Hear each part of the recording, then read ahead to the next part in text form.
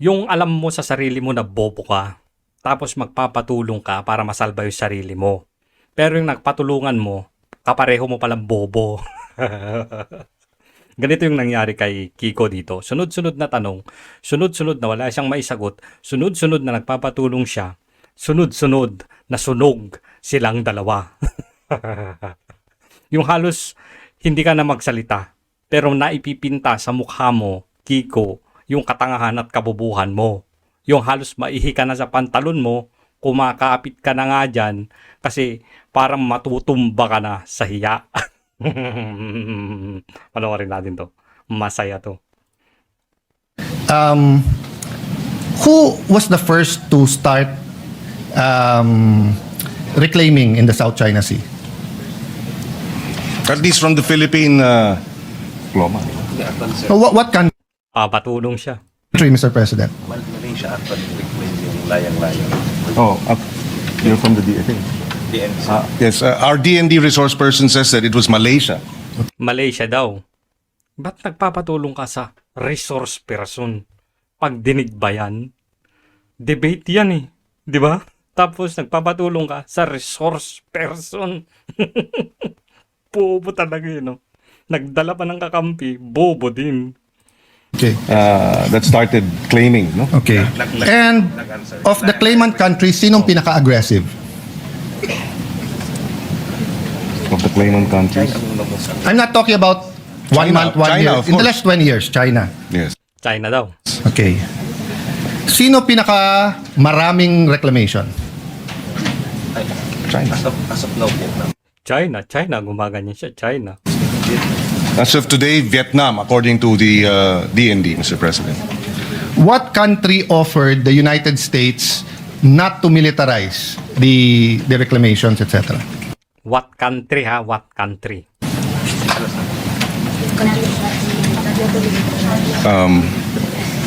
No, hindi. Actually, hindi.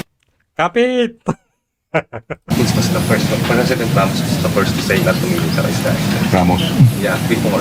Yes, according to our resource person, it was President Ramos who first Country tanga, hindi presidente, hindi sino.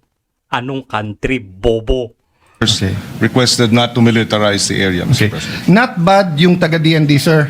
4 yung tanong ha. You got 1 out of 4 questions correct. You got 1 out of 4. Taga DND yan ha. Ganyan yung mga ganyan yung mga nasa gobyerno. Ang bobobo, DND na yan. Yan yung trabaho nila, hindi nila alam. Correct. Not bad. The first to reclaim was Vietnam. The most aggressive to reclaim and most islands is Vietnam. Kita nyo na? Mas mas aggressive pala yung Vietnam ng reclamation. Pero sa China tayo, galit na galit. Pero Vietnam, mas aggressive pa pala sila. Yan yung hindi sinasabi ng bobong si Tariela. Yes, that's correct. The most aggressive is Vietnam. The country to first propose to President Obama not to militarize na hindi tinanggap ng American government is China. Kita mo na, China pa pala ang unang nag-propose na yung mga pinagtatalo ng isla dyan o teritoryo ay huwag i-militarize. China, pero hindi tinanggap ng Amerika. President Xi was still vice president there. It's recorded in many, many books. I recommend you read yung kay Mahubani, a great diplomat, a great professor of the Lee Kuan Yew School of Government. No? Instead of saying yes, they continued to send their navy ships because of the freedom of navigation. Which is okay lang yun kasi may freedom of navigation. Walang nagbabawal dun, walang illegal dun. Hindi yun bawal, legal yun. And China reacted the same way that US reacted to missiles on Cuba. No? So the next question, Mr. President, inside our EEZ, sino ang pinakamaraming reclamation? Eto na naman, may tanong na naman. Tatama kaya? Right now, it's Vietnam. Right now, it is Kapit ka na dyan, Kiko. Kumapit ka kasi napapahiya ka na. as I'm made to understand, it is Vietnam. Vietnam daw ha. Okay. Sinong pangalawa? China. Again, according to our DND resource person, China is the second. Okay. Mali Ang napapansin ko dito, nag-i-sponsor ka ng isang resolusyon. Wala ka palang alam. Wala kang alam sa history dyan sa West Philippine Sea or South China Sea. po, it's Malaysia. Ano daw? Ulitin nga natin. Mali na naman eh. China. Again, according to our DND resource person, China is the second. Okay. Mali po, it's Mali daw.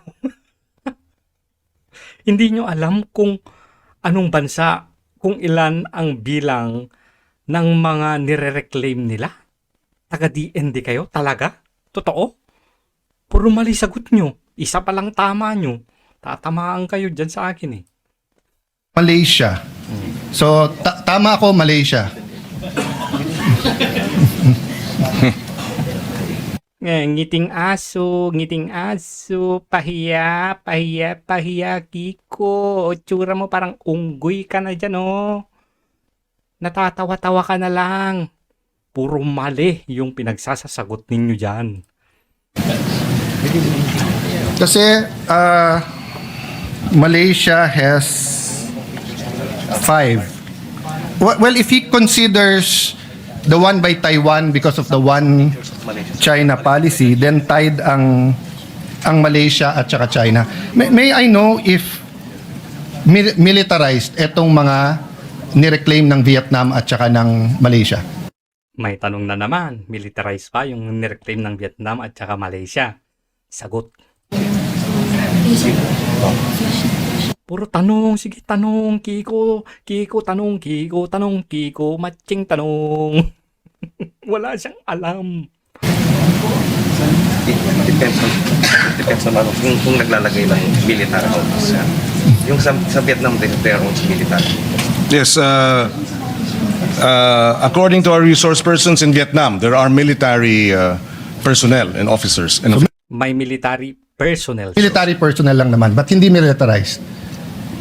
well, yes, not in the context or not. In the context of the Chinese. Yes, not in the relative to. Okay. Ang Malaysia po. Sige, can you show? Sa Malaysia, sir, may Pictures military and then they also a civilianized island.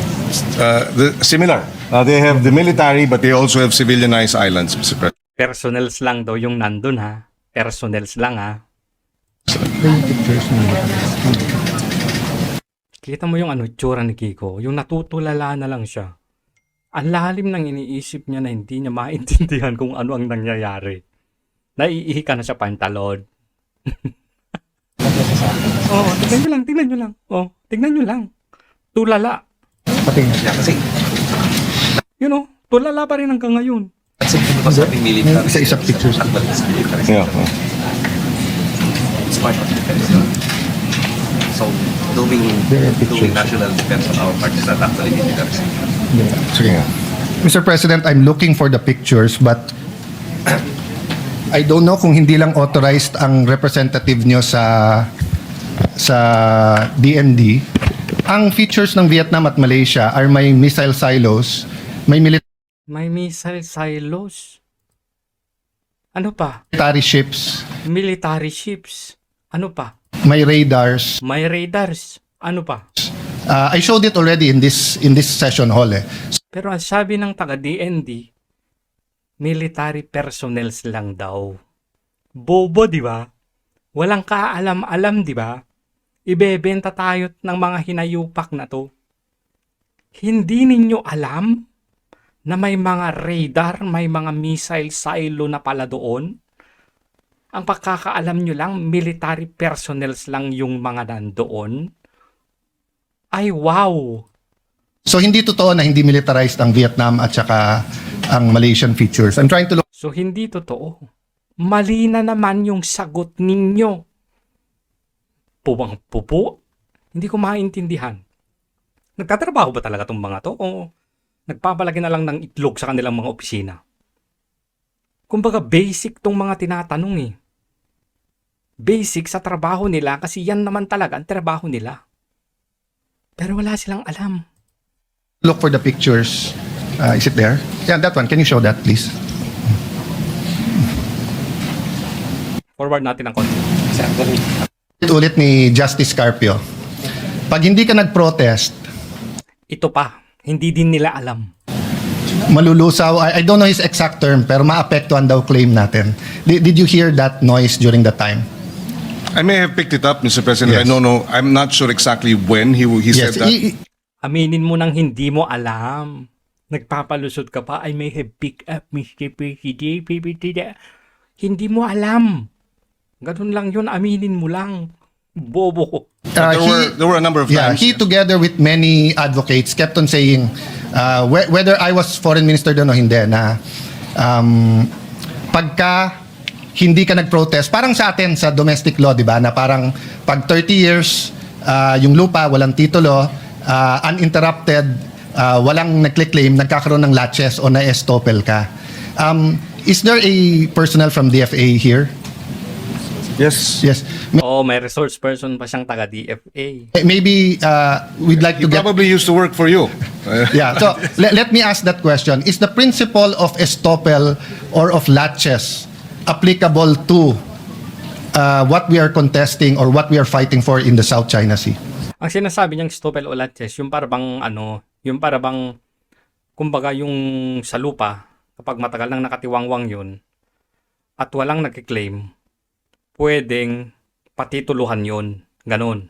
So, parang pag natituluhan na yun at kukunin mo, aangkinin mo na, sa akin yan, wala na. Hindi na po pwede kasi stopel na siya. O na, meron siyang latches. Ang tanong niya, ganon ba dito sa ating karagatan, sa mga isla? Ha? Na kapag walang nagkiklaim, hindi tayo nagpo-protest, mawawalan na ba tayo ng karapatan doon sa mga area na yon? Tuloy.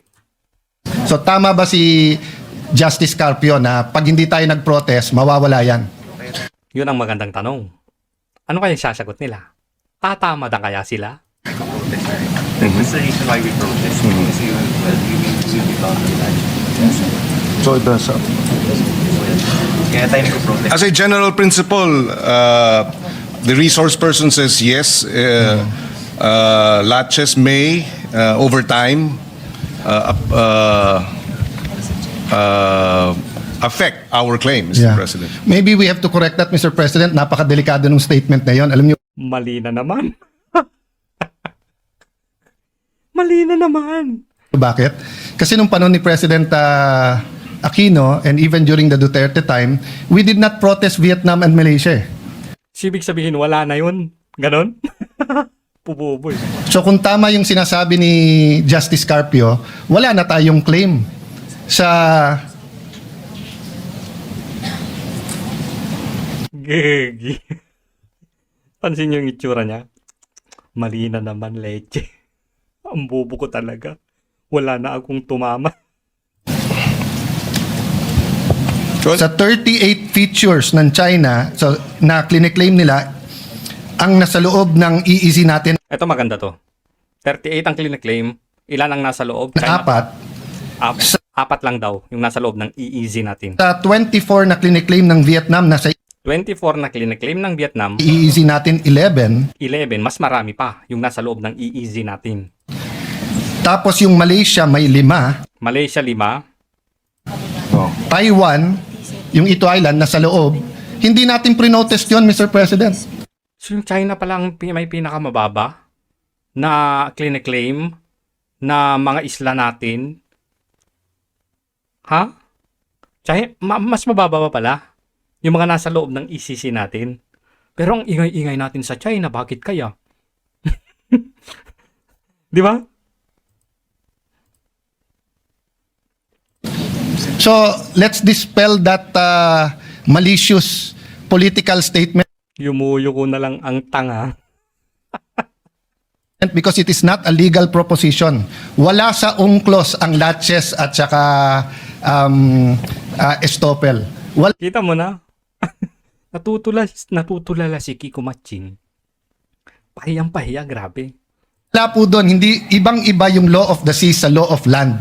Sa land, pag walang titulo, tapos si SecGen, lalo kung yung titulo, yung lupa na yun ay nasa Batangas, and meron siyang constituent na nandun 30 years, may tax deck siya, walang nagkle-claim, uninterrupted, pwedeng tituluhan, pag biglang ako, kapitbahay niya, 1 year later sabihin, akin yan, hindi na pwede. May Di ba? Opel na may latches na Hindi totoo yon sa law of the seas. Hindi totoo. Itong mga taga-DFA ngayon, na resource person mo dyan, Kiko, mga sinungaling din. Hindi po nang sinungaling. Mga bobo din. Hindi din nila alam. Ba't ganito yung mga nasa gobyerno? Ang tatanga. Kahit 1,000 taon, kahit bumangon yung mga mummies at dun sa mga pyramid sa Egypt, atin pa rin yon, no, Mr. President. I mean, we don't have So maliwanag yan, ha? Dito sa part na to, talagang nilampaso na naman ni Cayetano, itong si Kiko, na nagpapatulong siya sa mga taong sa tingin niya ay matutulungan siya para isalba siya sa kahihiyan, makapareho pala niyang wala ding alam. Pinabasahod kayo ng taong bayan para gawin ninyo ang trabaho ninyo. Pero yung mga basic na tanong na pumapalibot sa kung ano ang trabaho ninyo, hindi nyo alam. Mag-resign na kayo dyan, sayang ang pera ng taong bayan sa inyo.